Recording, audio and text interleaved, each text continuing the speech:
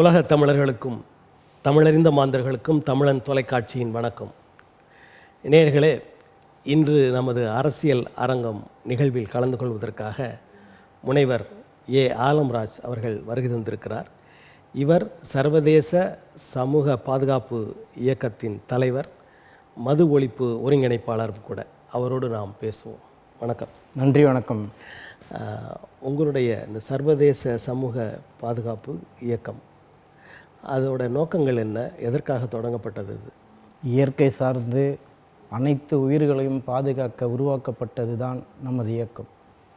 ஒரு தனிப்பட்ட மனிதனுக்கு அனைத்து நலன்லையும் அவனோட வாழ்வில் அனைத்திலையும் வெற்றி பெற வேண்டும். அதற்கு உறுதுணையாக இருக்க சட்ட ரீதியாகவும் சமூக பாதுகாப்பு ரீதியாகவும் அவருக்கு உதவி புரிவதற்காக உருவாக்கப்பட்டது தான் நமது இயக்கம். அது மட்டும் இல்லாமல் இயற்கை வளங்களை பெருவாரியான மக்கள் நம்மை அறியாமல் நிறைய இழந்து கொண்டிருக்கிறோம். அதை பாதுகாக்கிறதுக்காக உருவாக்கப்பட்டது தான் சர்வதேச சமூக பாதுகாப்பு இயக்கம். இந்த இயக்கத்தின் நோக்கம் அதுவாக தான் இருக்கிறது. எப்போ தொடங்கப்பட்டது? கடந்த ஒரு ஆண்டு காலமாக இந்த பணியை நம்ம செம்மணியே நிறைவேற்றி வருகிறோம். இதுவரைக்கும் என்னென்ன செஞ்சுருக்கீங்க உங்கள் இயக்கத்தின் மூலமாக இந்த இயற்கையை பாதுகாப்பதற்காக? பார்த்திங்கன்னா, எண்ணூர் துறைமுகத்தில் பசுமை தீர்ப்பாயத்து மூலியமாக மக்களை திரட்டி பெரிய அளவில் போராட்டம் செய்திருக்கிறோம். அதே மாதிரி கலெக்டர்கிட்ட பர்மிஷன் வாங்கி எக்மோரில் மது மற்றும் போதை ஒழிப்பு அதுக்காக பெரிய லெவலில் போராட்டத்தை முன்னெடுத்து பண்ணியிருக்கோம். எங்கெல்லாம் மக்கள் ஒடுக்கப்படுகிறார்களோ அங்கெல்லாம் எமது குரல் அனைத்து சங்கங்களோடையும் இணைந்து பணியாற்றி கொண்டு தான் இருக்கிறோம். தொடர்ந்தும் பணியாற்றி கொண்டு தான் இருப்போம். போதைப் பொருள் ஒழிப்பு, மது ஒழிப்பு அப்படின்ற இந்த நிலையை எடுப்பதற்கான காரணம் என்ன? இப்போ எளிமையாக நம்ம பார்த்தோன்னா, கடக்கோடியில் இருக்க கிராமத்துக்கு வரைக்கும் கொண்டு போய் சேர்த்துருக்க இந்த அரசுக்கு நம்ம முதல்ல நன்றி தெரிவிக்கணும். எதை கொண்டு போய் சேர்த்துருக்காங்க? கஞ்சாவை தான் சார் சொல்கிறேன். நீங்கள் கேட்டிங்க இல்லைங்களா, மது மற்றும் போதை ஒழிப்பு அரசாங்கமே செய்தாத அரசாங்கம் மூலியமாக தான் சார் கொண்டு போய் சேர்க்குறாங்க. ஏன்னா இது மேலே மான நஷ்ட வழக்கு போட போகிறாங்க கட்டாயமாக சார். எப்படி அரசு கொண்டு போகுதுன்னு சொல்கிறீங்க? அரசு அதை தடுத்து கொண்டு இருக்கிறதுன்னு சொல்கிறாங்க. அரசு தடுக்குது. அரசு அனுமதி இல்லாமல் அது எப்படி போகுதுன்னு தான் நம்ம கேள்வி கேட்குறோம். அரசு வண்டியிலே எடுத்துகிட்டு போகிறாங்க நம்ம சொல்ல வரல. அரசு நினச்சிருந்தா ஒரு டோல்கேட்டில் நம்ம தடுத்துருக்க முடியும். இதை நீங்கள் ஒரு எளிமையாக சொல்கிறேன் சார். ஜாபர் சாதிக்குன்னு ஒருத்தர், அவர் நேரடியாக முதலமைச்சரை சந்தித்து போட்டா புகைப்படம் எடுத்து வெளியிடுறார். இந்த நாட்டோட துணை முதல்வர் உதயநிதி ஸ்டாலினோட நின்று புகைப்படம் எடுத்து போடுறார். போன ஒரு ரெண்டு மாதம் முன்னாடி கூட அந்த கட்சியில் இருக்கிற ஒரு அடிமட்ட தொண்டர் 50 கால உழைச்சவர் எனக்கு ஒரு முதலமைச்சரை சந்தித்து ஒரு கோரிக்கை சொல்லணும்னா அவருக்கு அந்த அனுமதி கிடைக்கல. ஒரு கஞ்சா விற்று கைது செய்த ஜாபர் சாதிக்க புகைப்படம் எடுக்க முடிஞ்சவருக்கு அந்த கட்சியில் இருக்கிறவங்க போய் புகைப்படம் எடுக்க முடியல. அதுக்காக தான் சொல்ல வரேன். அவங்க தான் பண்ணுறாங்கல்ல, அவங்கள சார்ந்திருக்கவங்க ஒரு சிலர் பண்ணுறாங்க. அதை இந்த அரசு கவனம் கொண்டு இது மூலமையாக தடுக்க இந்த அரசு இன்னும் முனைப்பாக செயல்படணும். ஏன்னா இன்றைக்கி பார்த்திங்கன்னா கொலைகள் அதிகமாக இருக்குது, கொள்ளைகள் அதிகமாக இருக்குது, வழிப்பறிகள் அதிகமாக இருக்குது, பாலியல் வன்கொடுமை அதிகமாக இருக்குது. இது போன்ற பல குற்றங்கள் தமிழ்நாட்டில் அதிகமாக உருவாகிட்டு தான் இருக்குது. இதை தடுக்கிறதுக்கு இந்த அரசு முழுமையாக நடவடிக்கை எடுக்கணும் தான் என்னோட அமைப்பு ரீதியாகவும் ஒரு தனிப்பட்ட மனிதனாகவும் என்னோட ஆதங்கமாக இருக்குது. அதுதான் நான் சொல்ல வரேன். இப்போ எல்லா ஆட்சி காலங்களிலும் அல்லது எல்லா மாநிலங்களிலும் கூட இந்த போதைப் பொருள் விற்பனை என்பது நடந்து கொண்டிருக்கிறது. அரசுக்கு தெரியாமலும் நடக்கிறது. சில இப்போ இந்த டாஸ்மாக் போன்றவைகள் அரசுக்கு தெரிந்து கூட அரசே நடத்துகிறது. அப்படி இருக்கும்போது தமிழ்நாட்டை மட்டும் நீங்கள் கஞ்சாவில் அதிகமாக கடைக்கோடி வரை கொண்டு போயிட்டாங்க அப்படின்னு சொல்கிறது எந்த விதத்தில் நியாயம்? ஐயா, நீங்கள் கேட்குற கேள்வி ரொம்ப ஒரு சரியான கேள்வியாக தான் இருக்குது. அரசு கொண்டு போனதுன்னு நம்ம அப்படி ஒரேடியாகவும் அரசு மேலே நான் சொல்ல விரும்பலை. அதுக்கு ஒரு சிறிய உதாரணம் சொல்கிறேன் கேளுங்கய்யா.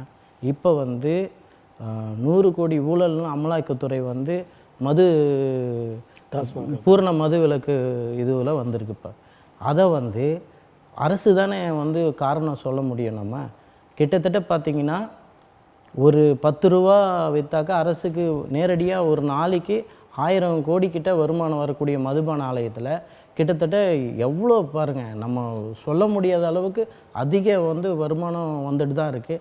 அதை வந்து முறைப்படுத்தி அந்த வருமானத்தை அரசுக்கு வரணுமா, இல்லை ஒரு தனிப்பட்ட அமைச்சருக்கு போகணுமாங்கய்யா? அதுதான் நம்ம கேள்வி கேட்குறோம். அப்போ அரசுக்கு பங்கு இருக்கு இல்லையா அதில், அதை தான் நம்ம வெளிப்படுத்துகிறோங்கய்யா. இப்போ இந்த பணமெல்லாம் ஒரு அமைச்சருக்கு போகுதுன்றீங்களா? அமைச்சர் மூலிமா அந்த மதுபான ஆலயம் நடத்துகிறவங்களுக்கு போதுங்கய்யா. வெளிப்படையாக பார்த்தீங்கன்னா ஒரு மதுபானம் தயார் செஞ்சு அரசு ஸ்டிக்கர் ஒட்டி விற்கிறது அரசுக்கு வந்துடுது. அதே இது பார்த்திங்கன்னா அதே ஸ்டிக்கரை ஒட்டி பாதி கணக்கு வராத அந்த துறைக்கு போய் சேருது. இது வந்து தெளிவாக டிவிலையும் பேப்பர்லேயும் எல்லா விதத்துலேயும் போட்டுட்டு தான் இருக்காங்க. இதை நான் தமிழன் டிவி வாயிலாகவே நான் இதை வெளிப்படுத்துகிறேங்க ஐயா. இப்போ போதை அந்த மது விலக்கு டாஸ்மாக்ன்றது இந்த நாட்டின் இயந்திரத்தை ஓடச் செய்கிறது, நிதிக்கு அதுதான் பயன்படுகிறது அப்படிலாம் சொல்கிறாங்க.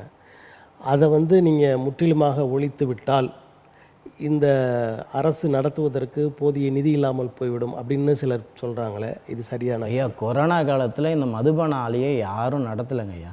கொரோனா காலத்தை விட ஒரு கொடுமையான காலகட்டம் இல்லவே இல்லை. அப்போ எங்கேருந்து வந்தது நிதி? யார் போய் குடித்தாங்க? எப்படி வந்து அரசு இயந்திரம் இயங்கிச்சு எல்லாம் பார்த்துட்டு தான் இருந்தோம். அப்போவும் எல்லோரும் சாப்பிட்டுட்டு தான் இருந்தோம், தூங்கிட்டு தான் இருந்தோம், உயிரோடு இருந்துட்டு தான் இருந்தோம். செத்தவங்க செத்தாங்க, அப்போவும் இயற்கையாக நடந்துட்டு தானங்க ஐயா இருந்தது. அப்போ அதே மாதிரி மக்கள் குடிக்காமல் இருக்கிறதுக்கு ரெடியாக இருக்கிறோம். அப்போ வந்து இந்த கொரோனா முடிஞ்ச உடனே அதை விற்கிறதுக்கு ஏன் அரசு முனைப்பட்டது? அவங்களுக்கு தேவை ஒரு பணம், ஒரு கட்டமைப்புக்குள்ளே ஒரு அரசை நடத்தணும், அதுக்கு தேவையான நிதி வேணுன்றதுக்காக நடத்துகிறாங்க. ஆனால் அது இல்லாமையும் நடத்த முடியுன்றது நம்ம நிறைய விஷயத்தில் அதுக்காக தான் ஏன் இந்த சமூக பாதுகாப்பு இயக்கத்தையே நாங்கள் உருவாக்கியிருக்கோம். ஒரு சாதாரண தனிப்பட்ட மனிதன் அவன் வாழ்நாள் முழுவதும் உழைச்சி எடுத்துகிட்டு போய் கொடுக்குது, கடைசியில் அந்த மதுபானத்துக்கு போய் சேருது. அதுதான் வருத்தமாக இருக்குன்றதை தான் நம்ம முழுமையாக தெரிவிச்சுக்கிறோம். இப்போது இந்த மதுபானம் அல்லது போதைப் பொருட்கள் இல்லாமல் ஒரு தமிழ்நாடு உருவாக வேண்டும், மாற வேண்டும் அப்படின்னு நீங்கள் நினைக்கிறீங்களா? அதுக்கு உண்மையிலேயே அது நான் மனசார ஏற்றுக்கிறேன். அப்போ இருக்கிற இந்த அரசு போயிட்டு வேறு அரசு வரணும் அப்படின்னு நினச்சிங்கன்னா, எந்த அரசாக இருந்தாலும் மதுபானத்தை நடத்தக்கூடாதுன்னு தான் நம்ம நினைக்கிறோம். இந்த அரசு நடத்திட்டு இருக்காங்க, அது ஒன்றும் மாற்றவில்லை அவங்க. ஆனால் அடுத்து வருகிற அரசுகள் அதை நீங்கள் சொல்கிற அந்த பூரண மதுவிலக்கு நான் முழுமையாக வரவேற்கிறேங்க ஐயா. பூரண மதுவிலக்கு கண்டிப்பாக வேணும். ஏன்னு கேட்டிங்கன்னா, குற்றங்கள் வந்து தமிழ்நாட்டில் நடக்கிறதுக்கு முழுமையாக அந்த போதையும் இது வந்து ஒரு தனிப்பட்ட மனிதன் நடந்து போயிட்டுருக்கான். அவனை வந்து ஒரு 10 பேர் திடீர்னு வெட்டுறான். எதனால் வெட்டுறான்? வந்து குடிச்சிட்டு யார் இவர், என்ன இதுக்கு முன்னாடி என்ன பண்ணியிருக்காரு? இப்போ கொஞ்ச நாள் முன்னாடி கூட பார்த்தீங்கன்னா ஆம்ஸ்டாங்ன்ற ஒரு மாபெரும் தலைவர், அவரை நடு ரோட்டில் வெட்டி போட்டாங்க. அதே மாதிரி பள்ளி மாணவரை வெட்டுறாங்க, புல்லட் ஓட்டினான்ட்டு ஒருத்தரை வெட்டுறாங்க. அதுக்கப்புறம் பார்த்திங்கன்னா அதிகமாக படிச்சிட்டான்னு வெட்டுறாங்க. அதெல்லாம் ஏன் வெட்டுறாங்கன்னு பார்த்திங்கன்னா, அந்த போதை வந்து உள்ளே போயிடுது. நம்ம வெட்டினா அந்த குடும்பம் பாதிக்கப்படும். இப்போது அதாவது பட்டியலின தலைவர்கள் சொல்கிறது என்னென்னா, சாதி ரீதியில் தான் இதெல்லாம் பண்ணுறாங்க அப்படின்னு சொல்கிறாங்க. நீங்கள் குடிச்சிட்டு பண்ணுறாங்கன்னு சொல்கிறீங்க. இது எது? சாதி வன்கொடுமையும் இருக்குது. ஆனால் அந்த வெட்ட போகிறவனுக்கு தைரியத்தை இந்த போதைப் பொருள் தானங்க ஐயா கொடுக்குது. சாதி ரீதியாக இருந்தால் தூண்டுதல், ஒருத்தரோட தூண்டுதலை தான் போய் அவன் வெட்டுறான். அது சாதி ரீதியாகவும் எடுத்துக்கலாம். நீங்கள் பார்த்தீங்கன்னா அந்த போதை இல்லாமல் அவனுக்கு தைரியம் எங்கேருந்துங்க ஏன் வருது? கத்தியை பிடிக்கிறேன்னா சாதாரணமாக எல்லாம் போய் வெட்ட முடியாதுங்க. போதையை உட்கொண்டு தான் அவன் போய் வெட்டுறான். அதனால் இந்த போதை தடுப்புன்றது தமிழ்நாட்டுக்கு மட்டும் இல்லை, சராசரி ஒவ்வொரு மனிதனும் ஒழுக்க நெறியை கடைப்பிடிக்கணுன்றது தான் எல்லாருடைய நோக்கமும். இப்போ திராவிட முன்னேற்றக் கழகம் இந்த நிலையில் 2026 களம் கண்டால் ஆட்சியை பிடிக்கும்னு நினைக்கிறீங்களா, இல்லை இழக்கும் அப்படின்னு நினைக்கிறீங்க? நிச்சயமாக ஆட்சி பிடிக்கிறதுக்கு வாய்ப்பு ரொம்ப கம்மிங்கய்யா. ஏன் இதை சொல்கிறேன்னு பார்த்தீங்கன்னா, மக்கள் வந்து இந்த 1000 ரூபா, பெண்களுக்கு 1000 ரூபா கொடுக்குறாங்க, அதனால மட்டும் அவங்க ஆட்சியை பிடிச்சிடலான்னு நினைக்கிறாங்க. அந்த ஆட்சியை பார்த்திங்கன்னா அதே பெண்களே அவங்கள குறை சொல்கிற அளவுக்கு தான் இருக்குது. பால் விலை ஏற்றிட்டாங்க, பஸ் விலை ஏற்றிட்டாங்க, கரண்ட்டு பில்லை ஏற்றிட்டாங்க, மக்களோட அத்தியாவசிய தேவை அனைத்து பொருட்கள் விலைவாசியை ஏற்றிட்டாங்க. இந்த நிலை போயிடுச்சுன்னா ஒவ்வொருத்தரும் பார்த்திங்கன்னா வரி கூட பார்த்திங்கன்னா கவர்மெண்ட்டு மத்திய அரசு ஒரு வரியை நிர்ணயித்தா தமிழக அரசு ஒரு வரியை நிர்ணயித்து நம்ம இருக்கிற ரொம்ப கஷ்டத்தில் தான் இருக்கும். பாலுக்கு வரி, எல்லாத்துக்கும் ஒவ்வொன்றுத்துக்கும் கூடுதல் வரியை தான் நியமிச்சிருக்காங்க. அதனால் வரின்றது வரி சும்மா கட்டாயமாக இருக்குது. அதனால் இந்த அரசு வர்றதுக்கு மக்கள் ஏற்றுக்கக்கூடிய மனநிலையிலே இல்லைங்கய்யா. இந்த அரசு வரலைன்னா வேறு எந்த கட்சி ஆட்சி அமைக்கும்? எந்த கட்சி வந்தாலும் மக்களுக்கு நல்லது செய்யணும்னு தான் சொல்கிறோம். இதே கட்சி வந்தால் அது எல்லாரும் சொல்கிறது தான். இப்போ எல்லாருமே அதை சொல்கிறோம். இப்போ அடுத்த கட்சி இவங்க இல்லைன்னா இன்னும் ஒரு கட்சி ஆட்சிக்கு வரும் அப்படின்ற ஒரு நிலை இருக்கும்ல. ஊழலற்ற தலைவர்கள் யார் வந்தால் கண்டிப்பாக என்னோட அமைப்பு ரீதியாக இப்போ இந்த பதிலை கேட்குறதுக்கு நான் உங்களை கூப்பிட்டு 1 மணி நேரம் செலவு பண்ண வேண்டிய அவசியம் இல்லை. அது எல்லோரும் சாதாரணமாக சொல்லிட்டு போவாங்க.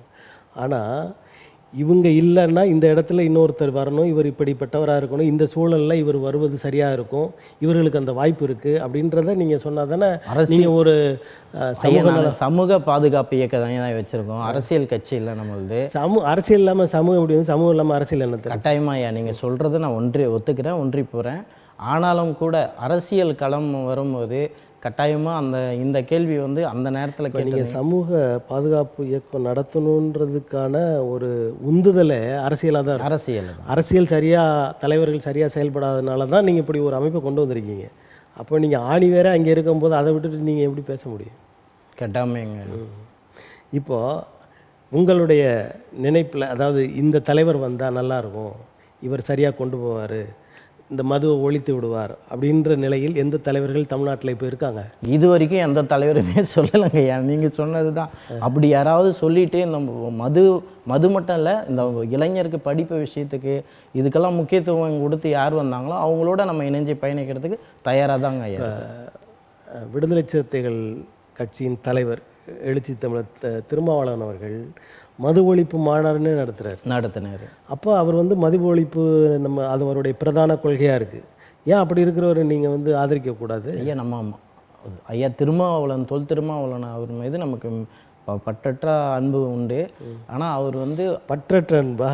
பற்றுள்ள அன்பு இருக்குது. அவர் வந்து பார்த்திங்கன்னா அந்த கட்சி திமுக கட்சி நடத்திட்டுருக்கு, அதோட கூட்டணியில் இருக்கார். அவர் அந்த கட்சியோடு இருந்துக்கிட்டு மாநாடு நடத்துறதுனால மக்களும் ஏற்றுக்கல, அந்த கட்சிக்காரங்க மட்டும்தான் ஏற்றுட்ருக்காங்க. அவர் வெளியே வந்துட்டு அந்த மாநாடு நடத்துகிறாங்க. கண்டிப்பாக அவருக்கு நிறைய ஓப்பு வந்திருக்கும், ஆதரவு அதிகமாக இருந்திருக்கும். வெளியில் வந்துட்டால் அவருக்கு இருக்கிற அந்த 4 சட்டமன்ற உறுப்பினர்கள், இருக்கிற 2 நாடாளுமன்ற உறுப்பினர்கள் அதெல்லாம் போய்விடுமோ என்ற அச்சம் உள்ளே இருக்கும்ல. ஐயா உங்ககிட்டயே பதில் வந்துச்சுங்க. அதில் இருந்து நான் என்னங்க சொல்ல முடியும்? அவர் அதனாலேயே வர மாட்டுறாரு. ஏன்னா அவர் ஆரம்ப காலத்தில் ஐயா வந்து மிக சரியான தலைவராக இருந்தாங்க. இப்போ வந்து மக்களுக்கான தலைவராக இல்லையோன்றது தான் என்னோட கருத்து. இப்போ எந்த கட்சியோட கூட்டணி இருந்தாலும் மக்களுக்கான இப்போ இருக்க சூழலில் பார்த்திங்கன்னா மக்கள் வந்து ரொம்ப கோபத்தில் இருக்காங்க. அவர் மேலேயும் தான் சேர்த்து டெல்லிக்கு போகிறாங்க, கத்துறாங்க, வந்துடுறாங்க. தமிழ்நாட்டுக்கு வர வேண்டிய நிதியோ இல்லை தமிழ்நாட்டுக்கு வர வேண்டிய இப்போ கூட மும்மொழி கொள்கைன்னு ஒன்று வந்துடுச்சுங்கய்யா. அதுக்கு ஆதரவாக தான் எதிர்ப்பாக இங்கே எதிர்க்கிறாங்களே வழி. ஆனால் அவங்க தான் அந்த பள்ளிக்கூடம் இதெல்லாம் நடத்துறது இருந்தால் அவங்க தான் நடத்துகிறாங்க. இப்போ எழுச்சி தமிழ் திருமாவளவன் நடத்துகிறாரா? இந்த திமுக கட்சிக்காரங்களை சார்ந்து சொல்கிறேங்க ஐயா. அவர் தானே கூட்டணியில் இருக்கார். முழுமையாக இந்திய எதிர்க்கிறதே அவர் தான் எதிர்க்கிறார். இவங்க மதுவை வந்து நடைமுறைப்படுத்தி வித்துக்கிட்டு இருக்காங்க திராவிட முன்னேற்ற கழகம். ஆனால் அவர் மது ஒழிப்பு மாநாடு நடத்துகிறாரு. அப்போ எதிராக தானே செயல்படுறாரு திமுகவுக்கு. அதுதான் மக்கள் ஆதரவு தெரிவிக்கலைங்கய்யா. மக்களோட ஆதரவு வந்தால் தானே அந்த மாநாடு வெற்றி பெறும். அவங்க ஒரு குறிப்பிட்ட தொகையை கொடுத்துட்டு நீ மாநாடு நடத்தி எலெக்ஷன் நேரத்தில் ஓட்டு வாங்கி கொடுன்ட்டு தானே அதுக்காக தான் நடத்த சொல்லியிருக்காங்க. மெயினாக அதுதானே எங்கய்யா, உண்மையாக அதுதானே. ஒரு கூட்டணியில் இருக்கார். அதாவது திருமாவளவன் அவர்கள் வந்து இருக்கிற அரசியல்வாதிகளில் ஒரு சிறந்த அறிவாளி அப்படின்ற போது திமுக சொல்கிறத கேட்டால் அவர் செயல்படுவார்? அவருக்கு தனியாக சுய அறிவுலாம் இல்லைன்னு நினைக்கிறீங்களா? ஐயா அதுக்கு ஒரு சிறிய உதாரணம் சொல்கிறேங்க. நான் வசிக்கிற கிராமம் வந்து எண்ணூர் கடற்கரையை ஒட்டி இருக்கக்கூடிய கிராமம். அந்த கிராமத்தை ஒட்டி கிட்டத்தட்ட பார்த்திங்கன்னா ஒரு கொத்தாரின்னு இஏடி பேரின்னு சொல்லிட்டு ஒரு நிறுவனம் கோரமெண்டல்ண்டு, அந்த நிறுவனத்துலேருந்து விஷவாயு வெளி வந்து கிட்டத்தட்ட ஒரு 62 பேர் மயக்க அடைஞ்சு விழுந்து ஒரு உயிர் போகிற நிலைமை வந்துச்சு. அரசை எதிர்த்து ஸ்டெர்லைட்டுக்கு அப்புறம் மிகப்பெரிய போராட்டம்னா அந்த எண்ணூர் கடற்கரையில் இருக்கிற மக்கள் போராடிய போராட்டம் தான். அந்த போராட்டம் கிட்டத்தட்ட பார்த்திங்கன்னா ஒரு 300 நாள் கிட்ட, 1 வருஷம் கிட்ட கடந்து வந்துச்சு. அப்படி இருந்த போராட்டத்தில் ஒரு நாள் கூட திருமாவளவன் வரல. கடைசியில் வந்து அந்த திமுக எம்எல்ஏ வந்து பார்த்துட்டு போனதுக்கு அப்புறம் அவர் வராரு, திருமாவளவன் வராரு. வந்து ஒரு மீட்டிங் அறிவிக்கிறாரு. எதிர்ப்பாக ஒரு மீட்டிங் போட்டு போகிறாங்க. திருப்பி ஒரு ஒரு 6 வாரத்துக்குள்ளே அந்த நிறுவனம் திறக்கிறாங்கங்கய்யா. அப்போ அவங்களுக்கு முன்கூட்டியே தெரிஞ்சிருக்கு இல்லைங்களா, இந்த நிறுவனம் திறக்க போகிறான், நீங்கள் அந்த மக்களுக்கு ஆதரவாக போய் செயல்படுங்க அப்படின்னு ஒரு கட்டமைப்புக்குள்ளே இருக்கிறாங்கய்யா. முன்கூட்டியே திட்டமிடுதல் தான் இதெல்லாம். அரசியல் உள்நோக்கத்தோடு செயல்படு. இப்போ மக்களுக்கு ஆதரவாக இந்த அரசு செயல்பட்டுருந்தா அந்த நிறுவனத்தை நம்ம மூடி இருக்கணும். தொடர்ச்சியாக ஸ்டெர்லைட்டு போல் ஒரு பெரிய போராட்டம் மக்கள் செய்கிறாங்களே, அந்த நிறுவனத்துக்கு ஆதரவாக திறக்கக்கூடிய உங்களுக்கு யார் அனுமதி கொடுத்தா? அந்த நிறுவனத்துக்கு தான் கேட்குறேங்கய்யா, யார் ஆதரவு கொடுத்தா?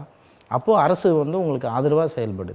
மக்களோட உயிரே போனாலும் பரவாயில்ல, மக்களோட எந்த ஒரு நிலைப்பாட்டிலும் முன்னிறுத்தாமல் நீங்கள் எப்படி செத்தாலும் பரவாயில்லன்ற ஒரு நிலைப்பாடு தானேங்க ஐயா. இப்போ கடற்கரையில் கூட பார்த்தீங்கன்னா கடலுக்குள்ளே போகிறான் மீனவன், திடீர்னு இலங்கை ராணுவம் சுடுறான், கடலில் போட்டு போயிடுறான், போட்டை எடுத்துகிட்டு போயிடுறான். அவன் அங்கேருந்து எப்படி வருவான்றது கூட அவனுக்கு தெரியாது. ஒரு இயற்கையோடு போராடக்கூடிய மீனவனை மிக மிக வஞ்சிக்கக்கூடியதாக இருக்குது. அந்த எலெக்ஷன் நேரத்தில் வந்தால் மட்டும் கச்சத்தீவை பற்றி எல்லா தலைவருங்க வாயிலேருந்து வருங்கய்யா. ஆனால் வந்து அந்த தேர்தல் முடிஞ்ச உடனே அந்த மீனவர்களை பற்றி பேசுகிறதுக்கு ஒரு ஆள் கிடையாது. இன்றைக்கி கூட பாருங்கள், ஏதாவது ஒரு தொலைக்காட்சியில் இந்த மாதிரி தமிழக மீனவர்களை வந்து இந்த மாதிரி பண்ணிட்டாங்கன்னு ஏதாவது ஒரு தொலைக்காட்சியில் காட்ட மாட்டாங்க. ஏன்னா இது அரசியல் உள்நோக்கம், பெரிய ஒரு நுட்பமாக வேலை செய்யும். அந்த செய்தி தொடர்ந்து வந்து கொண்டிருக்கிறது. அதாவது படகுகளை கொண்டு போயிட்டாங்க, அந்த மீனவர்களுக்கு சிறை தண்டனை கொடுத்துருக்காங்க, இவ்வளோ அபராதம் கட்டணும்னு சொல்லியிருக்காங்க. இந்த மாதிரி செய்திகள் வந்து கொண்டு தான் இருக்குது. இதை எதிர்த்து ராமேஸ்வரம் மீனவர்கள் மற்ற மீனவர்கள்லாம் போராட்டம் நடத்தி. இது வன்மையாக இருக்குது இல்லைங்களா? இந்த செய்தி வந்து நம்ம தொடர்ச்சியாக கேட்டுகிட்டே இருக்கோன்னு சொல்கிறதே வன்மையாக இல்லைங்களா? அதாவது ஒரு மனிதனை அடித்து கடலில் போட்டு போயிட்டான்னு சொல்கிறோம். அப்போ இந்த அரசு எடுத்த நடவடிக்கை என்னன்னு தான் நம்ம கேள்வி கேட்குறோம். ஒரு தமிழக அரசு என்ன செஞ்சுது, ஒரு இந்திய அரசு என்ன பண்ணுது? இப்போ இது தமிழக அரசோட கட்டுப்பாட்டில் இல்லைல்ல ஐயா. பாதுகாக்கிறது தமிழோட அரசோட கடமை தானே. அதுவும் கடலோர பாதுகாப்பு படை ஒன்றிய அரசோட கையில் தானே இருக்குது. தமிழ்நாட்டிலையும் தமிழரும் வந்து கடலோர காவல்படை இயங்கிட்டு தானே இருக்குது. அந்த கடலோர காவல்படையோட பணி என்ன? அந்த எந்த ஒரு செயல்பாடு இல்லாமல் எதுக்கு அந்த கடலோர காவல்படையை நம்ம எடுத்துட வேண்டியது தானே. அதுக்குன்னு ஒரு கட்டமைப்பு கொடுத்து சம்பளம் கொடுத்து நம்மளோட வரி பணம் தான் நம்ம கொடுத்துட்ருக்கோம். முழுமையான ஒரு அமைப்பு ரீதியாகவே எந்த ஒரு அரசு ரீதியாகவும் நடவடிக்கை எடுக்க மாட்டுறாங்கன்னு தான் நம்ம முழுமையாக குறைச்சாட்டுறோம். இது எதற்காகன்னு பார்த்தீங்கன்னா, இதை வெறும் செய்தியாக மட்டும் இல்லாமல் அவங்கள பாதுகாக்கிறதுக்கு ஒரு சட்ட வரையறையை ஏற்றுனாங்கய்யா. நான் ஒரு மீனவரோட பேசிகிட்டு இருக்கும்போது அவர் சொன்னார், நாங்கள் தொடர்ச்சியாக இந்த மாதிரி போயிட்டு அடி வாங்குகிறோம், சாகிறோம், எங்களுக்கு முறையாக பயிற்சி கொடுங்க, எங்களுக்கு கடலுக்கு போகும்போது பாதுகாப்புக்கு ஒரு காவல் ஒரு ரிவால்வரை கொடுங்கன்னு கேட்குறாங்க. அந்த ஒரு மனநிலைக்கு போகிறாங்க இல்லைங்கய்யா. ஒரு வாட்டி 2 வாட்டி பாதிக்கப்படலாம். தொடர்ச்சியாக பாதிக்கப்படும் போது அவனோட வன்மம் வெளியே வந்துச்சுன்னா அப்போ என்ன பண்ணுவாங்க? அவனை ஒரு தீவிரவாதின்னு ஒரு முற்ற குத்துவாங்க. நீங்கள் சொல்கிறத பார்த்தா 2 நாடுகளுக்கு சண்டை மூட்டி விட்டுறீங்க போல இருக்கு. வரட்டோங்கய்யா, அப்படி தான் வரட்டும். என்னோட உயிர் போகுதுன்னா என்னோட உயிரை பாதுகாக்க தானேங்கய்யா நான் நினைப்பேன். இப்போ இன்னொரு காரணம் என்ன சொல்கிறாங்க, நமது மீனவர்கள் எல்லையை தாண்டி விடுகிறார்கள், அதனால் அவங்க வந்து கைது பண்ணுறாங்க அப்படின்னு சொல்கிறாங்க. எல்லை எப்படிங்கய்யா கடலில் வரையறுக்க முடியும்? கடல் வந்து ஒரு இயற்கையோடு ஒன்றி இருக்கக்கூடியது. கடலில் வந்து ஒரு இயற்கையோடு போராடி வெற்றி பெறுவன் தான் மீனவன். அவன் ஒரு நாள் தொழிலுக்கு போகிறாங்கய்யா, எவ்வளோங்கய்யா சம்பாரிச்சிட்டு வந்துடுவான்? ஒரு 10 வருஷத்துக்கு தேவையான பொருளை கொண்டு வந்துடுவானா? கிடையாது. நீங்கள் பேசுகிறது ஒரு சர்வதேச அளவில் ஒவ்வொரு நாட்டு தலைவர்கள் உட்கார்ந்து பேச வேண்டிய ஒரு பேச்சு. நீங்கள் இப்போ பேசி இந்த பேசி இதற்கான தீர்வு என்ன கிடைக்க போகுதுன்னு நினைக்கிறீங்க? பாதிக்கப்பட்ட ஒரு சராசரி மனிதனோட குரலாக நான் இருக்கலான்னு நினைக்கிறேங்க ஐயா, வேற ஒன்றும் இல்லையா. பாதிக்கப்பட்டவனு ஒரு சமூகத்தில் போராடக்கூடிய நம்ம யாராவது ஒரு சமுதாயத்தில் இருக்க பாதிக்கப்பட்டவனுக்கு முடிஞ்ச வரைக்கும் ஒரு சின்ன ஒரு கல்லாக தான் இருக்கலாமே அப்படின்றது தான் சார். அவனோட குரலாக ஒலிக்கலாமே, கடற்கரையோட சார்ந்து இருக்கிறவன குரலாக ஒலிக்கலாமேன்றது தாங்க ஐயா, வேற ஒன்று. இப்போ இந்திய அரசு இலங்கை அரசோடு பேசுகிறாங்க. அங்கே இருக்கிற தமிழ்நாடு முதலமைச்சர் அதை பற்றி கடிதம் எழுதுகிறார், அவங்க பேசுகிறாங்க, சிலரை விடுவிக்கிறார்கள், சிலர் ரொம்ப சிறையிலேயே இருக்கிறாங்க. இதற்கான முழு தீர்வையும் இந்த 2 நாடுகளும் பேசி தீர்க்கும் அப்படின்னு நினைக்கிறீங்களா நீங்கள்? முழுமையாக இல்லைங்க ஐயா, கடிதத்தோடு முடிகிற விஷயம் இல்லைங்களா இது. கடிதன்றது ஒரு முதலமைச்சரோட கடமை கடிதம் எழுதி பிரதமருக்கு அனுப்புகிறேன், பிரதமர் நடவடிக்கை எடுக்கணுன்றோம். கிட்டத்தட்ட ஒரு படகு எடுத்துகிட்டு போகிறாங்க, படகு எடுத்துகிட்டு போய் 17 நாள் காணாமல் போயிட்டுறான். தொடர்ச்சியாக தேடுறாங்க, கிடைக்கவே இல்லை. 1 வருஷம் தேடுறாங்க, கிடைக்கவே இல்லை. கிட்டத்தட்ட 7 வருஷம் தேடி கிடைக்காத நபர் இன்னும் அந்த குடும்பம் தேடிக்கொண்டு தாங்க இருக்குது. அவங்களுக்கான தீர்வு என்ன? 1 வருஷம் தேடலாம், 2 வருஷம் தேடலாம், சரி இல்லைங்க ஏதோ கிடச்சிருவாங்க, 3 வருஷம் தேடலாம், 7 வருஷம் இன்னமும் தேடிட்டு இருக்காங்க, கிடைக்கல. அப்போ அந்த குடும்பத்துக்கு நிவாரணமும் இல்லை, அவன் இருக்கிறானா இல்லையான்னு தெரியல. அந்த பெண்ணு அவங்க கணவர் கட்டிய தாலியோடு இன்னமும் வாழ்ந்துட்டுருக்காங்க ஐயா. அவர் இருக்காரா இல்லையான்ட்டு. சின்ன குழந்தைங்க இன்றைக்கி வளர்ந்துட்டாங்க. அந்த குழந்தைங்களோட நிலைமை என்ன? இந்த அரசு அந்த குடும்பத்துக்கு செய்த உதவி என்ன?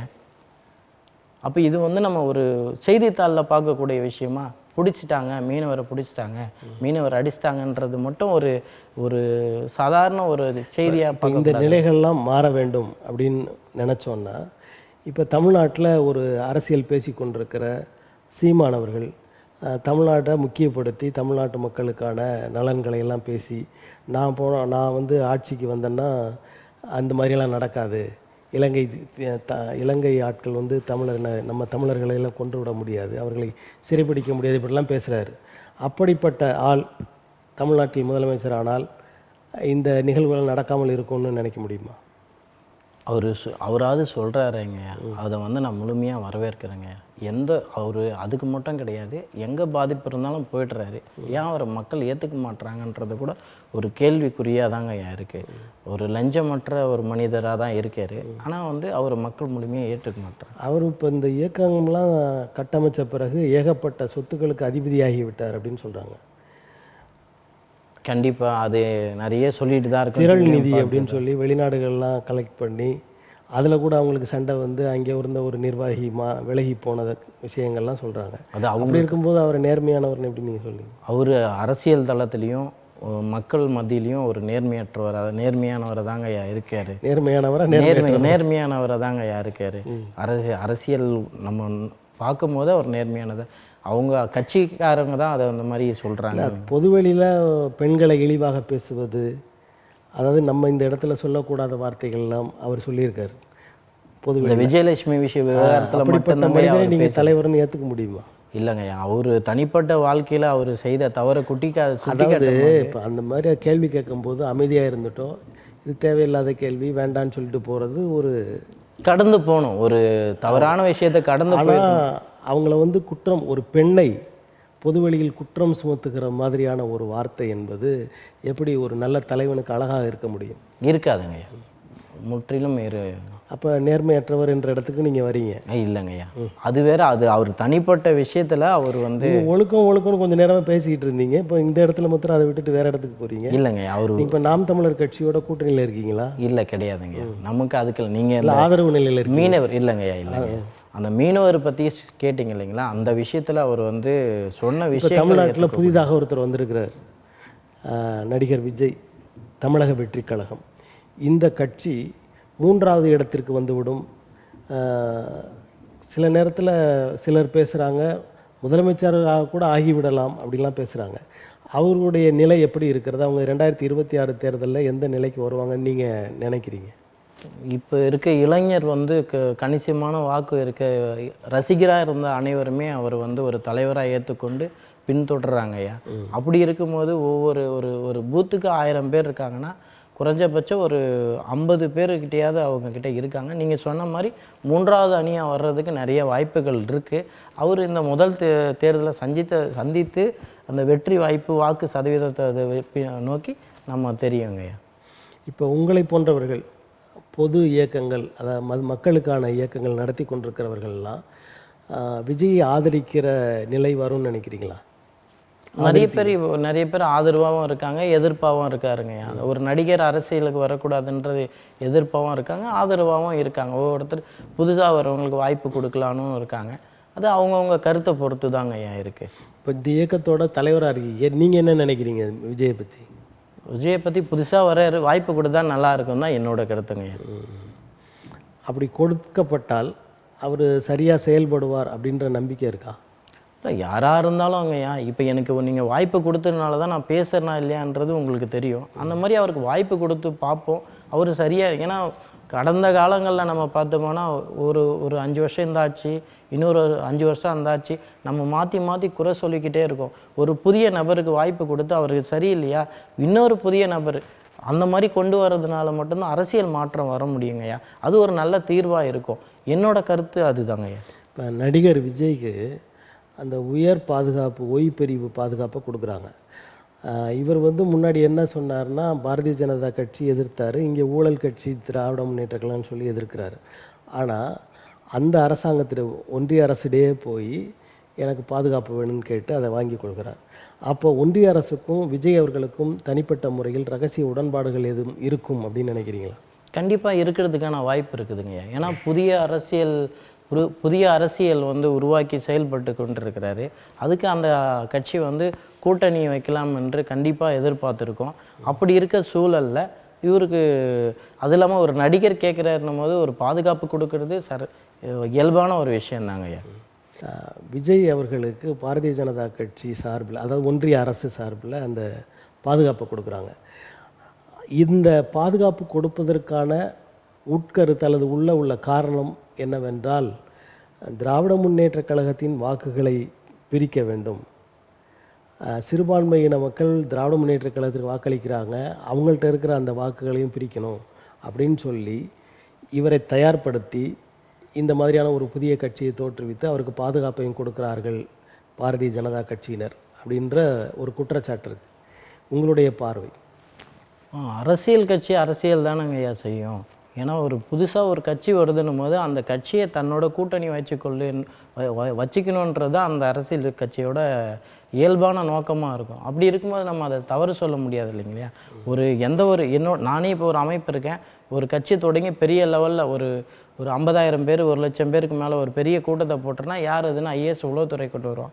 அதுக்கப்புறம் ஏதோ ஒரு சின்ன கட்சி கூட்டணி அந்த மாதிரி வந்தாக்க ஒரு சீட்டு 2 சீட்டு அந்த மாதிரி இவருக்கு வந்து ஒரு பெரிய அளவில் இருக்கும்போது தன் பக்கம் கொண்டு வர நினைக்கிறது இயல்பான ஒரு விஷயம். இப்போ தொடக்கத்தில் விஜய் என்ன சொன்னார், இந்த மதம் சார்ந்த கட்சி இந்துத்துவா கட்சி, அதனால் அதை எதிர்க்கிறோம் அப்படின்னு சொன்னார்.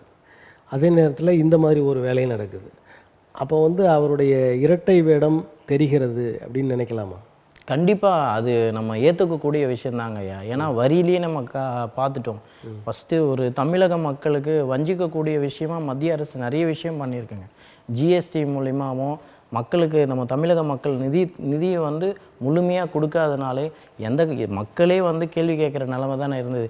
நீட்டு கொண்டு வந்தாங்க, அப்புறம் நோட்டு கொண்டு வந்தாங்க, தொடர்ச்சியாக தமிழக மக்களுக்கு எதிர்ப்பான விஷயத்தையும் நிறைய கொண்டு வந்தாங்க. அதனால வந்து நம்ம ஏற்றுக்க முடியாது தாங்க. இப்போ நீங்கள் சொன்னீங்க இவருக்கு ஒரு வாய்ப்பை கொடுத்து பார்க்கலாம். ஆமாங்க அப்படின்னு சொன்னீங்க. இப்போ அவர் அந்த ஒன்றிய அரசு பாரதிய ஜனதா கட்சியோடு உறவாடுகிறாருன்றீங்க. அப்படிப்பட்டவருக்கு அதை கொடுக்கணுமா அந்த வாய்ப்பை? இல்லை, அவர் சரியானவராக இருக்கும்போது அந்த சீட்டில் உட்காந்து அவர் வந்து செயல்படும் போது தாங்க அவரோட நிலைப்பாடு தெரியும். அவர் எப்படி இருந்தால் இல்லை, இப்போ கொள்கையிலே சரியில்லைன்னும் போது ஒன்று சொல்கிறாரு ஒன்று செய்கிறாரு. அப்படின்ற போது அவர்கிட்ட எப்படி நீங்கள் அந்த பொறுப்பை ஒப்படைக்க துணிவீங்க? இல்லை, புதுசாக வரவங்களுக்கு யாருக்கா இருந்தாலும் வாய்ப்பு கொடுக்கணுன்னு தான் நான் என்னோட கருத்துங்க ஐயா. கடந்த காலங்களை நம்ம எடுத்தோம்னா இந்த ஆட்சியும் அந்த ஆட்சியும் முழுமையாக சரியில்லைன்ட்டு மக்கள் எல்லாருமே சொல்கிறோம். இப்போ இந்த 2 கட்சிகளை தவிர வேறு யாருக்காவது கொடுங்கன்றீங்க? ஆமாம், கொடுங்கன்றேன். அந்த இப்போ புதுசாக கொடுக்குறவரும் சரியில்லைன்னா இன்னொருத்தர் உடனே அடுத்த 5 வருஷத்துலேயே மாற்றிடணும். அப்போ தாங்க அந்த அரசியல்வாதிகளுக்கு பயம். இப்போ இன்னைக்கு கொடுத்துட்டு நாளைக்கு மாற்றிக்கிறதுனா 5 வருஷம் டைம் கொடுக்குறல. 5 ஆண்டுகள் இருக்குது ஐயா. ஒரு நாள் முதல்வர்னு அர்ஜுன் வந்து ஒரே நாளில் எல்லாத்தையும் சரி பண்ணிட்டு போயிடுறாரு. இவங்களால 5 வருஷம் இந்த அரசு சிஸ்டத்தை சரி பண்ண முடியாதுங்களா ஐயா? சரி பண்ணலைன்னால தானே பிரச்சனை. பண்ணணும் தானே ஏன் நம்ம சொல்கிறோம். புதுசாக வரவங்களுக்கு மாற்றி கொடுங்க. அப்படி மாற்றும் போது அடுத்து வரவங்க இதை விட கொஞ்சம் கூடுதலாவது பண்ணணும்னு நினைப்பாங்க இல்லைங்களா? நீங்கள் இப்போ விஜய் அவர்களை மட்டும் சொல்லுகிறீர்கள், ஆனால் அதுக்கு முன்னாடியே இருக்கிற கட்சிகள் இருக்காங்க. நான் விஜயை மட்டும் சொல்லலைங்க ஐயா. புதிதாக இந்த 2 கட்சிகள் இல்லாமல் புதிதாக யார் வந்தாலும் ஏற்றுக்கணும் தான் சொல்ல. ஏற்கனவே இருக்கிற பாட்டாளி மக்கள் கட்சி, விடுதலை சிறுத்தைகள் கட்சி, எந்த பொது உடைமை கட்சிகள் அவங்க தனித்து நின்று வெற்றி பெறதுக்கான முயற்சியே எடுக்கலைங்க. அவங்கள நம்ம அந்த இதுக்குள்ளேயே கொண்டு வர முடியாது. கூட்டணியை வச்சுட்டு கூட்டணி சார்ந்து அந்த அவங்களுக்கு தேவையான சீட்டு வகையில் பிரிஞ்சு போயிடுறாங்க இல்லைங்களா? மக்களுக்கு செய்யணுன்ற இப்போ 4 கட்சி தாங்க இருக்குது. 4 கட்சியை தான் நம்ம குறிப்பிட்டு நம்ம சொல்ல முடியுது. இன்னும் ஒரு 6வதா 5வதா இன்னொரு கட்சி வரணும்னு தான் நம்ம நினைக்கிறோம். கட்சிகள் நிறைய வரணும். தெருக்கு தெரு ஒரு கட்சி வந்தால் கூட நல்லது தாங்க ஐயா. அப்போ அவங்களோட கேள்விகள் அதிகமாக இருக்கும். கேள்விகள் எங்கே அதிகமாக இருக்குதோ அங்கே தான் என் பதில் கிடைக்கும். அதனால் நீங்கள் கேள்வி கேட்டால் தான் நான் பதில் சொல்ல முடியும். அந்த மாதிரி தாங்க என் அரசு அதிகாரிங்க கிட்ட நம்ம கேள்வி கேட்குற மனநிலையில் இல்லை. ஒரு அமைச்சரை திட்டினா உடனே வந்து வழக்கு பதிவு பண்ணி சிறையில் அடைக்கிறாங்க. ஒரு ஆயா ஒரு சிஎம்மை வந்து செருப்படுத்து அவர் போஸ்ட்டில் அடிச்சிட்டேன்னா அவருக்கு தனிப்படை அமைச்சாங்க. ஒரு தண்ணி தொட்டியில் கழிவு நீரை கலந்துட்டாங்க, அதை இன்னும் தேடிட்டு தான் இருக்காங்க, கண்டுபிடிக்க முடியல. இந்த மாதிரி அரசு வந்து நிறைய விஷயத்தில் ஒரு மெத்தனமாகவே இருக்குங்கய்யா. இதுதான் நம்ம குற்றம் சாட்டுறோம். இப்போ ஒன்றிய அரசு அங்கே அந்த ஆட்சி கட்டில் இருக்கிற பாரதிய ஜனதா கட்சி தமிழ்நாட்டில் நாங்கள் வளர்ந்து கொண்டிருக்கிறோம், நாங்கள் ஆட்சியை பிடித்து விடுவோம் அப்படின்னு சொல்கிறாங்க. இது வந்து சாத்தியப்படும் அப்படின்னு நினைக்கிறீங்களா? நிச்சயமாக சாத்தியப்படாதுங்கய்யா. பிஜேபியை வந்து தமிழக மக்கள் எந்த காலத்துலேயும் ஏற்றுக்க மாட்டாங்க. அவங்க வந்து யாரோடையாவது கூட்டணி வச்சு அந்த மாதிரி ஆட்சியை பிடிக்கலான்னு நினச்சாங்கன்னா தான் உண்டு. தமிழ்நாட்டு மக்கள் ஏன் பிஜேபி ஏற்றுக்கொள்ள மாட்டார்கள்னு நினைக்கிறீங்க? முற்றிலுமாக தமிழக மக்களுக்கு எதிர்ப்பான நிலைப்பாடு தான் பிஜேபி கொண்டு இருக்குது. மும்மொழி கொள்கையாக இருக்கட்டும், நிதி கொடுக்கறதா இருக்கட்டும், இந்த மீனவர் பிரச்சனையாக இருக்கட்டும், எந்த ஒரு பிரச்சனையாக இருந்தாலும் தமிழருக்கு எதிர்ப்பானது. விளையாட்டுத்துறையை கூட எடுத்துக்கிட்டிங்கன்னா ஒரு சிறந்த வீரருக்கான வாய்ப்பு இந்திய அரசு கொடுக்காது. அதுக்கு தகுதி இருந்தால் கூட அஸ்வினே வருத்தப்பட்டு சொல்லியிருந்தார். கிரிக்கெட்டில் மிகப்பெரிய வீரர் அவரே ரொம்ப வருத்தப்பட்டு சொன்னார், நான் தமிழர் இருந்ததுனாலே எனக்கு இந்திய கிரிக்கெட்டோட தலைவர் பதவி, கேப்டன் பதவி கிடைக்கல அப்படின்னு சொல்லி ரொம்ப வருத்தப்பட்டுட்டேன். அந்த மாதிரி எல்லா துறையிலையும் நம்ம கப்பு வாங்கிட்டால் மட்டும் இந்தியன் கப்பு வாங்கிட்டான், ஏதாவது பாதிப்பு ஏற்பட்டால் தமிழனுக்கு பாதிப்புன்ற மாதிரி ஒதுக்குற நிலையில் தான் இருக்காங்க. அதை மாற்றணும். எப்போவுமே இந்தின்ற பிஜேபிக்கு எதிர்ப்பான நிலைப்பாடு தாங்க தமிழரோட. உங்கள் அமைப்பு சர்வதேச அப்படின்னு சொல்கிறீங்க, ஆனால் நீங்கள் தமிழ்நாட்டை பற்றி மட்டுமே பேசுகிறீங்களே. இப்போ அது தமிழ்நாட்டை பற்றி தான் இங்கே நம்ம பேசிகிட்ருக்கோம். இல்லை, நான் என்ன சொல்கிறேன், சர்வதேச அமைப்பு, சமூக அமைப்புன்னும் போது எல்லா மக்களை பற்றி யோசிக்கிற ஒரு அமைப்பாக இருக்கணும். ஆனால் நீங்கள் தமிழ்நாட்டை மட்டும் பேசுகிறதுக்கான நோக்கம் என்ன அப்படிங்க? இல்லை, தனிப்பட்ட மனிதன் ஒவ்வொருத்தருக்குமே குரல் கொடுக்குற அமைப்பாக தாங்க இருக்குது. இது பெரிய லெவலில் போகும்போது கண்டிப்பாக அதுக்கான ஆயத்தம் நம்ம செஞ்சுட்டு தான் இருக்கோம். கண்டிப்பாக அதை செஞ்சு வெற்றி பெறுவோங்க. அதில் உறுதியாக இருக்கும். இப்போ இந்த அமைப்பு, சமூக அமைப்பு வந்து அரசியல்லாங்க கட்சியாக மாறும்? இல்லைங்க, அது முற்றிலும் மாறாது. ஆனால் ஏதாவது ஒரு தலைவருக்கு ஆதரவு கொடுப்பது போன்ற பரப்புரைகளை நீங்கள் மேற்கொள்வீங்களா? இல்லைங்க, அந்த மாதிரியா. இது வந்து மக்களுக்கு பணியாற்றக்கூடிய ஒரு அமைப்பு தாங்க, முழுமையான மக்கள் சேவை செய்யக்கூடிய அமைப்பு. இப்போ மக்கள்லாம் அரசியலை சார்ந்து, அரசை சார்ந்து இருக்கிற போது இவர்கள் சரியானவர்கள், இவர்கள் பின் நீங்கள் போகலாம், இவங்களுக்கு வாக்களிக்கலாம் அப்படின்னு ஒரு அறிவுரை சொல்ல வேண்டிய இடத்துல நீங்கள் இருக்கீங்க. நான் கேள்வி கேட்கலாம், யாரையும் போய் நீங்கள் இவருக்கு வாக்கு செலுத்துங்கன்னு சொல்கிற உரிமை எனக்கு இல்லை, அது சட்டத்துலேயும் கிடையாது. வாக்குன்றது அவரோட தனிப்பட்ட விருப்பம், அவர்களோட அதிகாரம். இது இப்போ இவங்க சரியானவங்க அப்படின்னு சொல்கிறதுக்கான உரிமையெல்லாம் இல்லையா உங்களுக்கு? எனக்கு வந்து அவர் தவறு பண்ணால் சுட்டி காட்டுற கடமை இருக்குது. அவர் சரியாக செயல்பட்டார்னா சரியாக செயல்படுறாரு. எந்த தீமையாக இருந்தாலும் வந்த பிறகு அதுக்கு பார்க்கலாம், அதுக்கு முன்னாடி ஒன்றும் சொல்ல முடியாது அப்படின்னு நினைக்கிறேன். அப்படிங்கலாம் இல்லைங்கய்யா, வெளிப்படையாக சொல்லிவிடுவேன். நல்லது பண்ணால் நல்லது, கெட்டது பண்ணால் கெட்டது, அவ்வளோதாங்க. இல்லை, இப்போ ஒரு கெடுதல் இவங்க மூலம் வரலாம் அப்படின்ற ஒரு தொலைநோக்கு பார்வை உங்களை போன்ற தலைவர்களுக்கு இருந்தால் மக்களும் நல்லா இருப்பாங்க. கண்டிப்பாக அந்த மாதிரியான செயல்பாடுகளை நீங்கள் இறங்குவீங்களான்னு கேட்குறேன். கண்டிப்பாக இறங்கி செய்வோம். முற்றிலும் நம்ம செய்கிறதுக்கு தயாராக தான் இருக்கோம். நல்லது செய்தால் கண்டிப்பாக சுட்டி காட்டி சொல்லுவோம், கெட்டது செய்தாலும் தட்டி கேட்போங்க. அதுதான் நம்மளோட அமைப்புங்க. இப்போ கடந்த காலங்களில் ட்ரம்ப் அவர்கள் முறை தவறி அங்கே போய் குடியேறி இருந்தவங்களையெல்லாம் நாடு கடத்தினார். அதுவும் கை காலில் விலங்கிட்டு அனுப்புனாங்க. இதை நீங்கள் எப்படி பார்க்குறீங்க? அது நம்ம உடனே அப்போ கூட நான் கண்டனம் கூட தெரிவிச்சிருந்தேன். ஒரு இந்தியரை வந்து இந்த மாதிரி வந்து அனுப்புகிறாங்க, இதுக்கு வந்து ஒரு இந்திய அரசு வந்து ஒரு பெரிய லெவலில் கண்டனத்தை தெரிவிக்கணும் அப்படின்னு சொல்லி நாங்கள் உடனே ஒரு இதை போல் மற்ற சில நாடுகள்லேருந்து அப்படி பண்ணியிருக்காங்க. அந்த நாட்டு தலைவர்கள்லாம் எதிர்ப்பு தெரிவிச்சிருக்காங்க. ஆனால் நரேந்திர தாமோதரதாஸ் மாத்திரம் அதை பற்றி எதுவுமே பேசலை. இதை எப்படி பார்க்குறீங்க? அது தவறு தாங்க. இதை வந்து ஏற்றுக்கவே முடியாது. ஒரு தனிப்பட்ட மனிதனை வந்து விலங்கை கட்டி நீ உன் நாட்டுக்கு செல்லு, இங்கே வேலை இல்லை, என்னோடய உழைப்பை முழுமதியாக திருடி விட்டு என்னோடய உழைப்பு மீதியாக ஒரு தொழிற்சாலை நடத்திய நிறுவனர் வந்து லாபம் சம்பாதித்தை விட்டு அவர்களுக்கான தேவையெல்லாம் முடிந்த பிறகு என்னை வந்து இந்த நாட்டை விட்டு வெளியே அனுப்புவது மட்டும் இல்லாமல் சங்கிலி போட்டு கட்டி அனுப்புவது மிகப்பெரிய கொடுமையான விஷயங்க. அதை யாராலையும் ஏற்றுக்க முடியாது. அது மிகப்பெரிய தவறு தாங்க. இப்போ நம்ம தலைமை அமைச்சர் ஏற்றுக்கிட்டாரு, அதை பற்றி எதுவும் பேசாமல் இருக்காரு. அவர் வந்து பெரிய சர்வதேச அளவில் வந்து இந்தியாவை வல்லரசு ஆக்கணும்னு நினைக்கிறாரு. அப்போ மக்கள் நாசனமாக போனால் பரவாயில்லன்றாரு. அவரோட நிலைப்பாடு ஆரம்ப காலகட்டத்திலேருந்து அதுவாக தானங்க இருக்குது. என்னோட கேள்வி கூட அதை ஒட்டியே தான் இருக்குது. மக்களை பாருங்கன்னு தான் நம்ம கேட்குறோம். அவர்கிட்ட மக்களை பார்க்க மாட்டுறாரு. நான் இந்த நாட்டுக்கு பயணம் போகிறேன், அந்த நாட்டுக்கு பயணம் போகிறேன், இத்தனாயிரம் மிலிட்ரி உருவாக்கி வச்சுருக்கேன், தேசிய அளவில் நாட்டை வந்து 2வது இடத்துல கொண்டு வந்துட்டேன், மக்கள் வந்து தினம் தினம் பசியிலும் பட்டினியும் ஆயிரக்கணக்கான பேர் செத்து கொண்டிருக்கான், அவனுக்கு ஒரு நல்ல வழியை கொண்டு போகிறது, அவனுக்கு உணவை எப்படி கொண்டு போய் சேர்க்கணுன்றதில் துளி கூட இந்த அரசுக்கு முற்படலை. தண்ணியை வாட்டர் பாட்டிலில் விற்கிறாங்க ஐயா, வரி போட்டு விற்கிறான். அதே வந்து அதை பிராந்தி பாட்டில் நடத்துகிற நிறுவனத்துக்கு ஜிஎஸ்டி வரி கிடையாது. டைமண்ட் விற்கிறவங்களுக்கு வரி, இந்த சாதாரண ஒரு டைமண்ட் விற்கிறவங்க வரி இல்லை, கோல்டு பிஸ்னஸுங்கய்யா, அவங்களுக்கு குறைச்சலான வரி. பிஸ்கெட் சாப்பிட்றவங்கய்யா, சாதாரண பிஸ்கெட் சாப்பிட்றவங்களுக்கு அதிக வரி, கோல்டு பிஸ்கெட் விற்கிறவங்களுக்கு கம்மியான வரி. இந்த மாதிரி தான் இப்படி செயல்பட்டு கொண்டிருக்கிறவருக்கு அதாவது 2 ஐந்தாண்டுகள் முழுமையாக நிறைவு செய்து இப்போ 3வது 5 ஆண்டுக்குள்ளே நுழைஞ்சிருக்காங்க. அப்போ மக்கள் வந்து அவருடைய செயல்பாடுகளை வரவேற்கிறார்கள் அப்படின்னு தானே பொருளாகுது. ஐயா, நிறைய இடத்துல வந்து அந்த மிஷினை வந்து பேன் பண்ணி சொல்லி கேட்டுட்ருக்காங்க. அவர் சரியாக இருந்தால் ஏன் வாக்குப்பதிவு இயந்திரத்தை வாக்குப்பதிவு இயந்திரத்தை தான் அதை வந்து பேன் பண்ணுங்க, ஓட்டு சீட்டு மூலையை கொண்டு வாங்க அப்படின்னு சொல்லி கேட்குறாங்க. அவர் சரியாக இருந்தால் இது கேட்க வேண்டிய நமக்கு வாய்ப்பு கம்மியாக தானங்க இருக்கும்.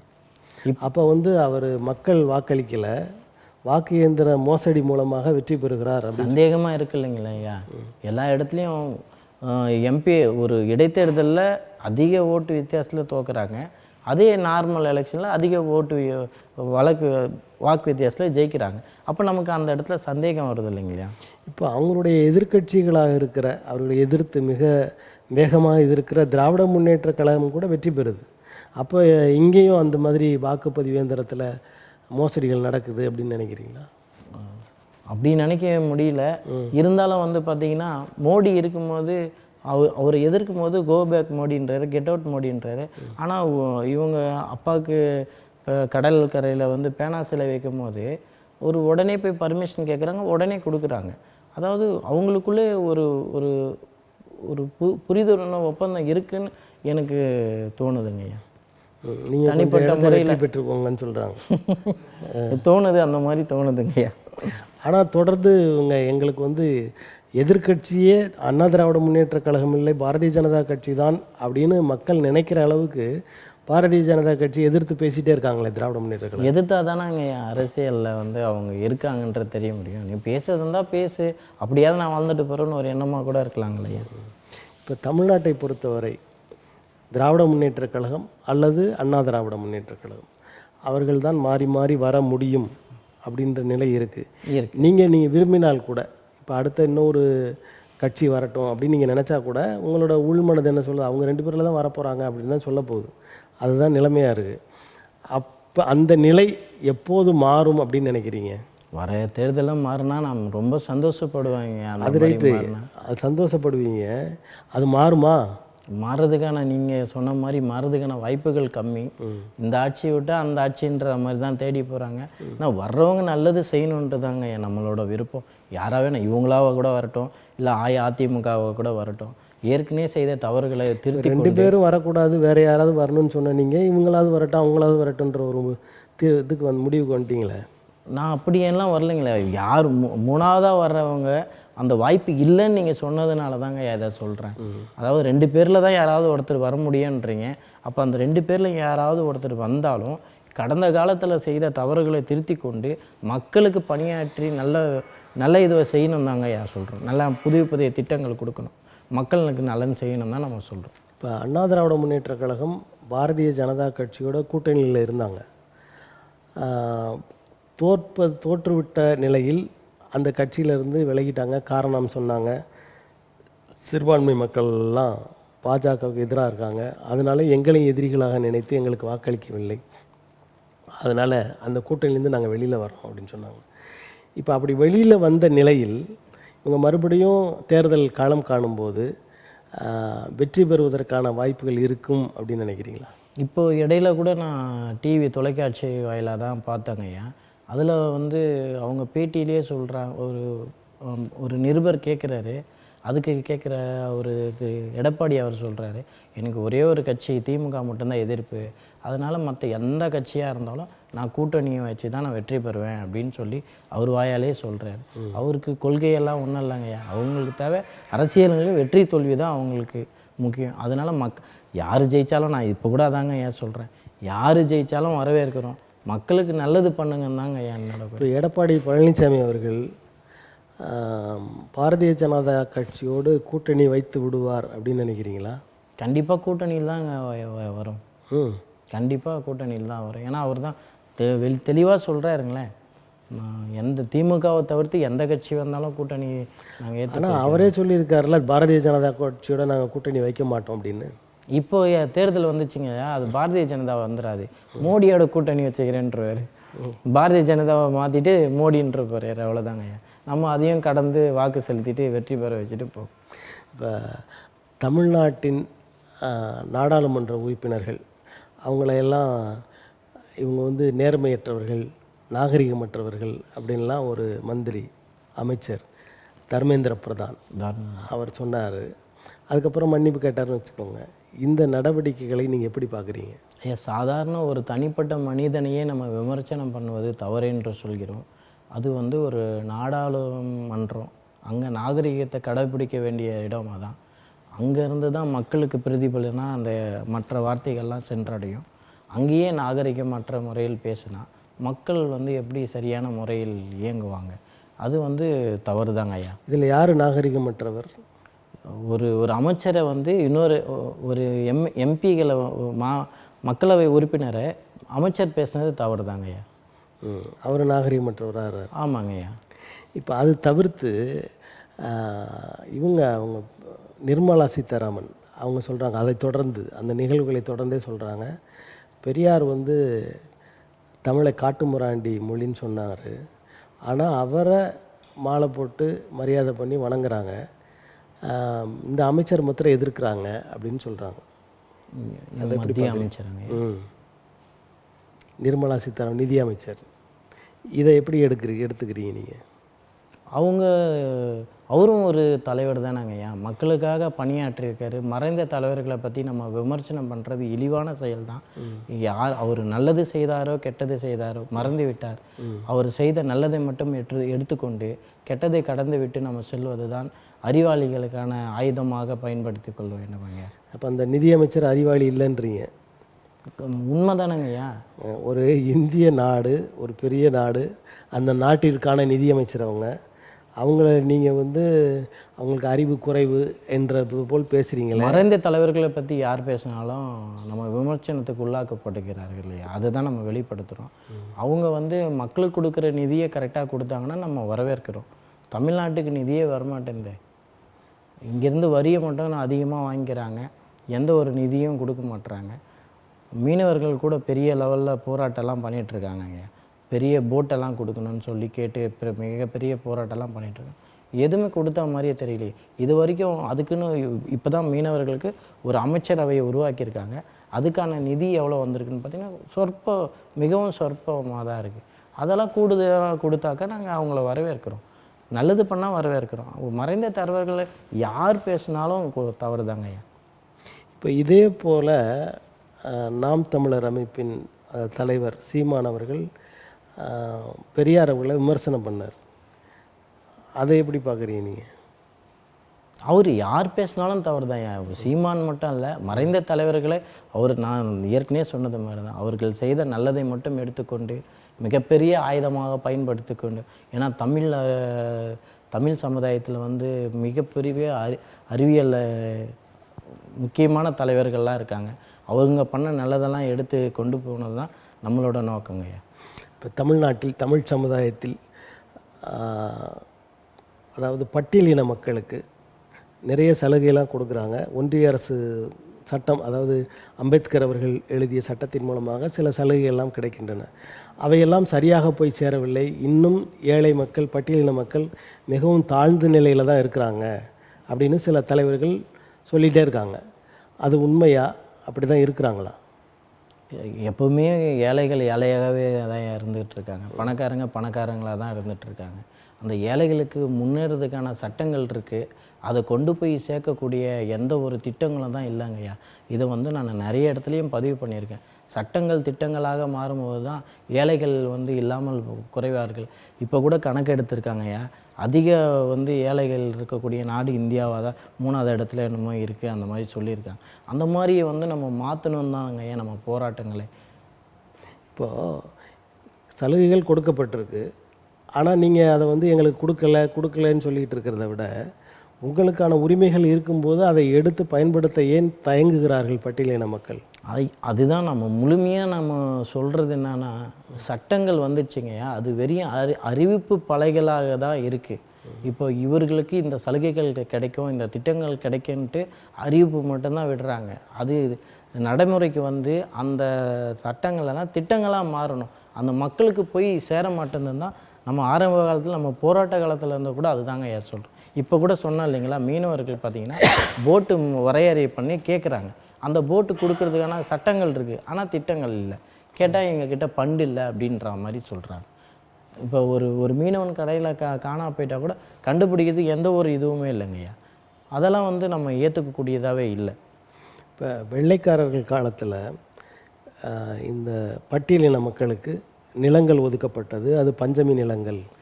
அந்த நிலங்களை யாரும் வாங்கவோ இல்லை இவர்கள் விற்கவோ முடியாது, இவங்களுடைய நிலமாகவே தான் இருக்கும் அப்படின்னு சொன்னாங்க. அந்த நிலங்கள் எல்லாம் வேறு சாதியினரிடம், உயர் சாதியினரிடம்லாம் இருக்குது, அதை மீட்டெடுக்க வேண்டும் அப்படின்னு நிறைய தலைவர்கள் பேசுகிறாங்க. ஆனால் அந்த மாதிரியான மீட்டெடுப்பு வேலைகள் இதுவரைக்கும் நடந்ததா தெரியலையே. அதற்கான காரணம் என்ன? அரசு அதற்கு எதுவும் முன்னெடுப்பு எடுக்கலையா? ஐயா, ஒடுக்கப்பட்ட மக்களோட குரல் வழியை நசுக்கப்படுதுங்க அந்த இடத்துல. ஒருத்தன் வந்து ஒரு வயக்காட்டில் வேலை செய்வான், அவன் தாழ்த்தப்பட்ட சமுதாயத்தில் இருப்பான். அவன் வந்து பார்த்திங்கன்னா வந்து ஒரு கூலி வேலை தான் செஞ்சிட்ருப்பான்.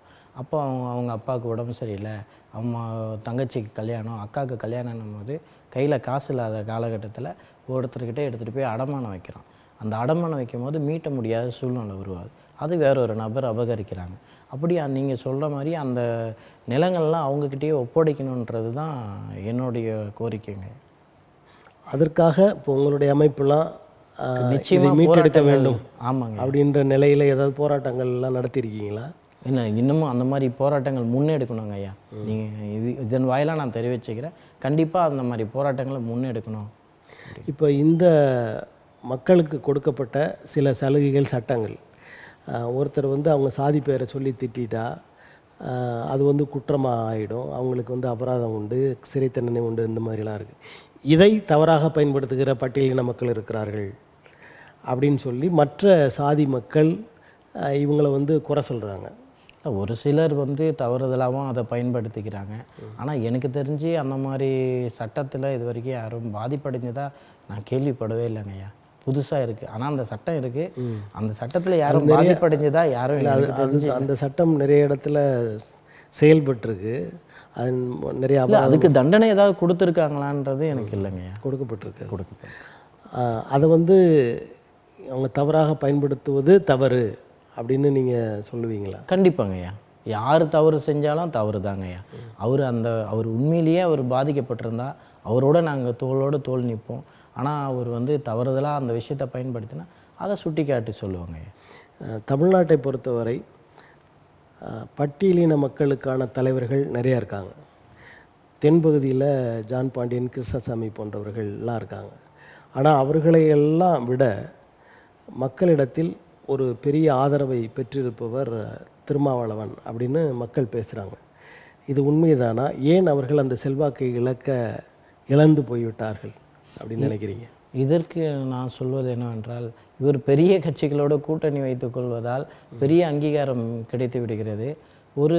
ஒரு சீட்டு வாங்கிய திருமாவளவன் இன்றைக்கி 4 MP சீட்டு வாங்கி 4 MLA சீட்டு வாங்கி இப்போ ஒரு பெரிய கட்சி அங்கீகாரம் பெற்றிருக்கார். அந்த மாதிரி அவங்க இன்னும் அந்த பெரிய இடத்துக்கு போகலன்றது தான் என்னோட.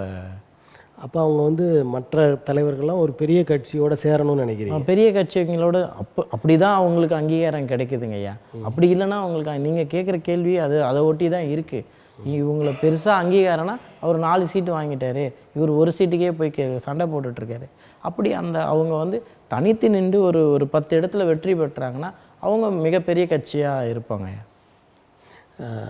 நடிகர் விஜய் அவர்கள் ஒவ்வொரு சாதியினருக்குமான தலைவர்கள், அவங்க பொது தலைவர்களாக இருந்தால் கூட சாதி ரீதியான தலைவர்கள் என்று மக்கள் தெரிந்து கொள்ளட்டும் என்ற நிலையில் என்னவோ பெரிய பெரிய தலைவர்களை எல்லாம் அவர் வந்து அவங்க மாநாட்டில் வச்சுருந்தாங்க. அப்போ எல்லா மக்களுக்குமான தலைவர் நான், எல்லா மக்களுக்குமான முதலமைச்சராக நான் வர வேண்டும் அப்படின்னு நினைக்கிறாரு அப்படின்னு மக்கள் புரிந்து கொள்ள வேண்டும்ன்றதுக்காக அதை செய்கிறார். அதற்கான தகுதி அவருக்கு உண்டுன்னு நினைக்கிறீங்களா? அவர் இந்த முதல் தேர்தலை சந்தித்து அதுக்கான மக்களோட பணியை அவர் முழுமையாக இது வரைக்கும் மக்கள்கிட்ட வந்து அவர் நேரடியாக வந்து மக்களை சந்திக்கவே இல்லை. இது வரைக்கும் ஒரு 4 செவத்துக்குள்ளே தான் அரசியல் செய்துட்ருக்காரு. அதை மாற்றி மக்கள் எல்லா நிகழ்ச்சிக்கும் இப்போ ஏதாவது செயல்பாடுகள் நடந்ததுன்னா, இப்போ பட்ஜெட்டில் கூட இந்த பட்ஜெட் சரியில்லைன்ற மாதிரிலாம் சொல்கிறார். ஒவ்வொரு நிகழ்ச்சிக்கும் ஒரு அறிக்கையை வெளியிடுகிறார். அப்போ அரசியலுக்குள்ளே வருகிறார் இல்லைங்கய்யா. அது அவர் வந்து அரசியல் கருத்து மட்டும்தான் வெளிப்படுத்துகிறாரு. அவர் கடந்த காலங்களில் அவர் என்ன பண்ணியிருக்காரு நம்ம பார்க்க வேண்டியிருக்கு இல்லைங்களா. அவர் வந்து ஒரு மக்களாக கலந்து எப்போ வந்து வரும்போதோ அப்போ தான் மக்கள் எளிமையாக ஏற்றுப்பாங்க. இப்போ வந்து ஒரு நடிகர்ன்ற மனநிலையில் தான் நம்ம கூட ஒரு பிடிக்கும் அப்படின்ற மாதிரி பார்ப்போம். அவர் தலைவராக போது உடனே ஏற்றுக்க முடியாது இல்லைங்களா. மக்கள் பணியை செம்மனே செய்யும்போது சிறப்பாக வரவேற்பு இருக்குங்க.